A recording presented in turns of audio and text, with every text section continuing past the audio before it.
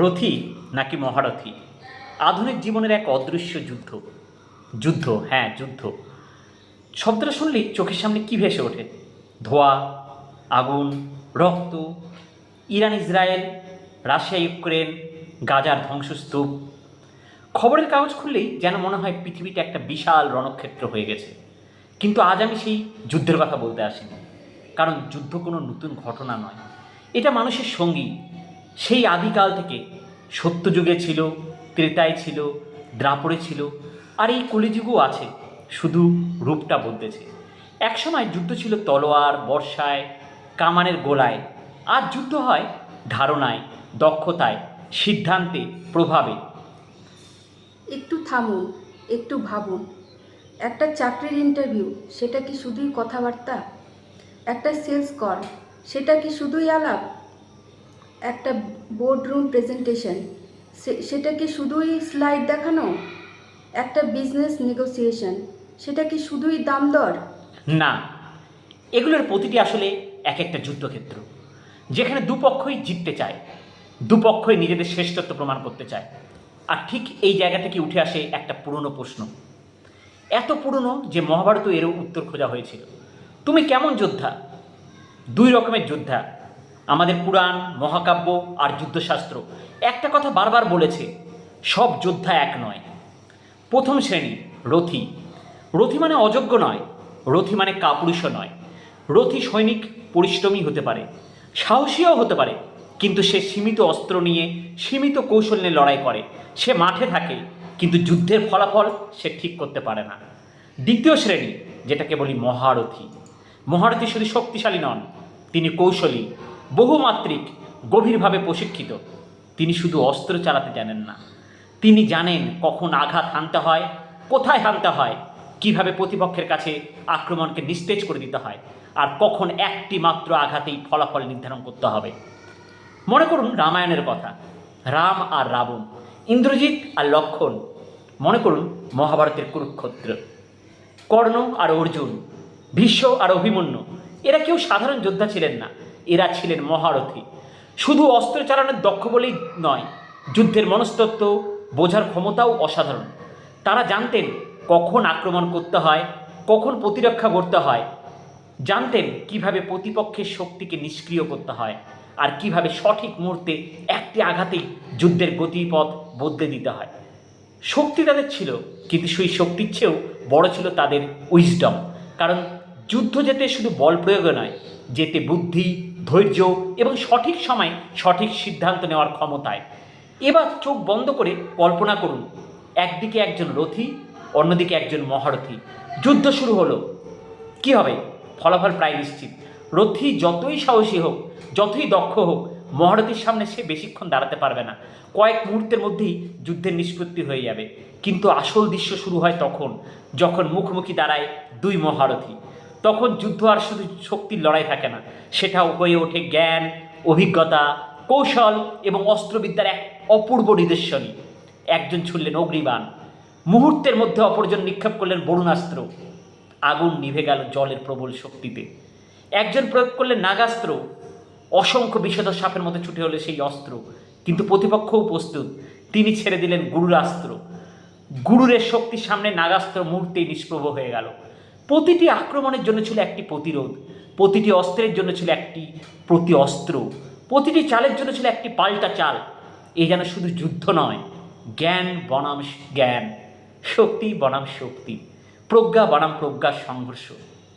কিন্তু তারপর আসে সেই মুহূর্ত, যখন সমস্ত সাধারণ অস্ত্র, সমস্ত পরিচিতি কৌশল ব্যর্থ হয়ে যায়।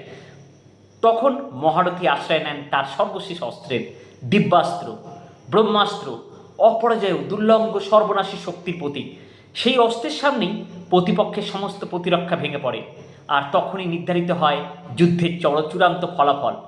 বিজয়ী কে, পরাজিত কে। আর ঠিক এখানেই প্রাচীন যুদ্ধক্ষেত্র থেকে আমরা পৌঁছে যাই আধুনিক পৃথিবীতে। যুদ্ধের ধরন বদলেছে, তলোয়ারের জায়গায় এসেছে রিজিউম, ধনুকের জায়গায় এসেছে প্রেজেন্টেশন, রণক্ষেত্রের জায়গায় এসেছে ইন্টারভিউ রুম। কিন্তু মূল খেলা সেটা আজও একই রয়ে গেছে। ধরুন আপনি একজন চাকরি প্রার্থী, আর আপনার সামনে বসে আছে একজন HR, একজন ফাউন্ডার অথবা একজন বিজনেস ওনার। আপনি যদি একজন সাধারণ রথীর মতো প্রস্তুতি নিয়ে আসেন আর আপনার সামনে যদি বসে থাকেন একজন মহারথী, তাহলে ফলাফল কী হবে? ইতিহাস আমাদের উত্তর দিয়ে দিয়েছে।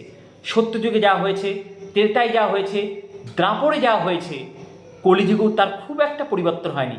কারণ যুগ বদলায়, প্রযুক্তি বদলায়, অস্ত্র বদলায়, কিন্তু দক্ষতা, অভিজ্ঞতা এবং প্রজ্ঞার শক্তি বদলায় না। একজন অভিজ্ঞ ইন্টারভিউয়ার শুধু আপনার উত্তর শোনেন না, তিনি আপনার চিন্তাভাবনা পড়েন, আপনার আত্মবিশ্বাস বিচার করেন, আপনার সিদ্ধান্ত নেওয়ার ক্ষমতা পরখ করেন, আপনার জ্ঞানের গভীরতা মাপেন। আপনিও একটি উত্তর দেন, তিনি একটি প্রশ্ন ছুড়ে দেন। আপনি একটি যুক্তি দেন, তিনি একটি পাল্টা পরিস্থিতি তুলে ধরেন। আপনি একটি উদাহরণ দেন, তিনি আরেকটি উদাহরণ দিয়ে সেটাকে পরীক্ষা করেন। এই যেন আধুনিক যুগের অস্ত্রযুদ্ধ, প্রশ্নের বিরুদ্ধে প্রশ্ন, যুক্তির বিরুদ্ধে যুক্তি, অভিজ্ঞতার বিরুদ্ধে অভিজ্ঞতা। আর তখনই বোঝা যায় কে রথী আর কে মহারথী। তাই জীবনে যে কোনো যুদ্ধক্ষেত্রে জয় হতে হলে শুধু সাহস থাকলেই হয় না, জ্ঞান চাই, প্রস্তুতি চাই, অভিজ্ঞতা চাই, আর সবচেয়ে বড় কথা, নিজের ভিতরে সেই কানেক্টিং দ্য ডটসের ক্ষমতা তৈরি করতে হয়। কারণ মহারথী জন্মায় না, মহারথী তৈরি হয়। বছরের পর বছর শেখা, দেখা, পড়া, ভাবা এবং অভিজ্ঞতার অসংখ্য ডটসকে এক সুতোয় গেঁথে। নোট: এইচআর আর অনারকে এখানে আমরা যদি মহারথী আর ক্যান্ডিডেটকে যদি আমরা রথী ভাবি, তবে বাস্তবে সবসময় তা সত্য নাও হতে পারে। অনেক সময় একজন অসাধারণ ক্যান্ডিডেটও মহারথীর মতো হতে পারে। আর তখন সাক্ষাৎকারটা হয়ে ওঠে দুই মহারথীর লড়াই, যেখানে উভয়ই একে অপরকে মুগ্ধ করেন।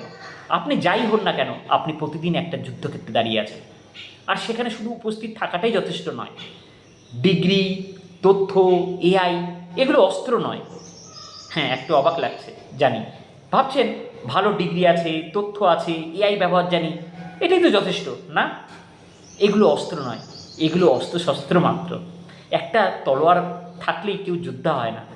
আসল প্রশ্ন হলো, সেই তলোয়ার ধরার দক্ষতা আপনার আছে কি? যে মানুষটা শুধু তথ্য সংগ্রহ করে সে রথী, কিন্তু যে মানুষটা তথ্যকে অন্তর্দৃষ্টিতে পরিণত করে, অন্তর্দৃষ্টিতে সঠিক সিদ্ধান্তে পরিণত করে, আর সেই সিদ্ধান্তকে বাস্তব ফলাফলে পরিণত করে, সে মহারথী। কুরুক্ষেত্র এখন বোর্ডরুমে, যুগ বদলেছে, যুদ্ধক্ষেত্র বদলেছে। কুরুক্ষেত্রের ধূলিধূসর প্রান্তর আজ চলে এসেছে অফিসের কনফারেন্স রুমে, ক্লায়েন্ট মিটিংয়ে, স্টার্ট আপের পিচ ডেকে। ধনুক বানের জায়গায় এসে গেছে স্কিল আর communication, critical thinking and leadership. কিন্তু একটা জিনিস এখনও বদলায়নি, জয়ী হয় সে যে নিজেকে মহারথীতে পরিণত করার পথে থাকে। প্রতিদিন সকালে ঘুম ভাঙার পর জীবন আপনাকে একটাই প্রশ্ন করে, আজও কি তুমি শুধু মাঠে উপস্থিত থাকবে, নাকি আজকে মহারথী হওয়ার পথটা বেছে নেবে? ইতিহাস সব সৈনিকের নাম মনে রাখে না, ইতিহাস মনে রাখে কেবল মহারথীদের। সিদ্ধান্তটা আপনার। তো যাই হোক, আজকে আমার self talking journey day 416. So last 1 year I continue this self-talking journey. Each and every day I come up with new topic. Today my best friend ঢোল তাল লেখা রথী মহারথী। আশা করি আপনাদের এটা অনেক কিছু নতুনভাবে ভাবতে শেখাবে এবং জীবনের আমরা নিজেদেরকে কী করে বেটার ভার্সন নিয়ে যাব, আমরা প্রতিদিন জাস্ট 1% ইমপ্রুভ করে, এবং নিজেদেরকে সেই জায়গায় নিয়ে যাওয়ার জন্য নিজেদেরকে কীভাবে তৈরি করব, কীভাবে রথী থেকে মহারথী হওয়া যায়, এটা হয়তো আপনাদের ভাবতে এবং সেই পথে যেতে আপনাদেরকে সাহায্য করবে। আপনারা খুব ভালো থাকুন, সুস্থ থাকুন। Wish you all the best. Thank you so much. Bye by.